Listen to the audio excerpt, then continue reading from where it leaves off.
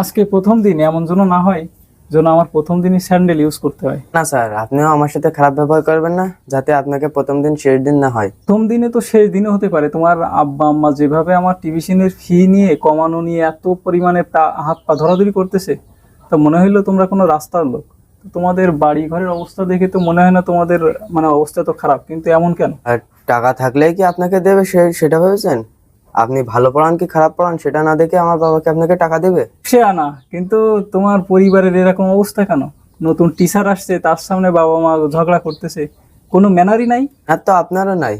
স্টুডেন্টের পারিবারিক বিষয়ে আপনি নাক গলাচ্ছেন, ম্যানারলেস টিচার। তা শোনো, সপ্তাহে 3 দিন আসবো, যখন খুশি তখন আসবো। তোমার আব্বা জন্য সময় নিয়ে কোনো চেরাল না আমারে, ঠিক আছে? হ্যাঁ, এটার জন্য আপনার শ্বশুর বাড়ি যে যখন আসলে তখন আসবেন, আবার ঘুরে ঘুরে চলে যাবে। আর আপনি এমন টিচার, আমার বাবা এমনিতে ঘাট টাকা দিয়ে বের করে দেবে। আজকে প্রথম দিন এসে মেজাজ খুব খারাপ হলো। তো তুমি অসুস্থ হয়ে যাও, অসুস্থ হয়ে 2-3 সপ্তাহ পড়ে থাকো, যাতে তোমার মুখ আমার দেখা না লাগে। আপনার সাথে দেখা হয়ে আজকে আমার খুব বমি বমি লাগছিল। আপনি বাসায় যাওয়ার সময় হাত পা ভেঙে যাক, যাতে আপনার সাথে আর দেখা না হয়, এই কামনাই করি। আল্লাহ হাফেজ।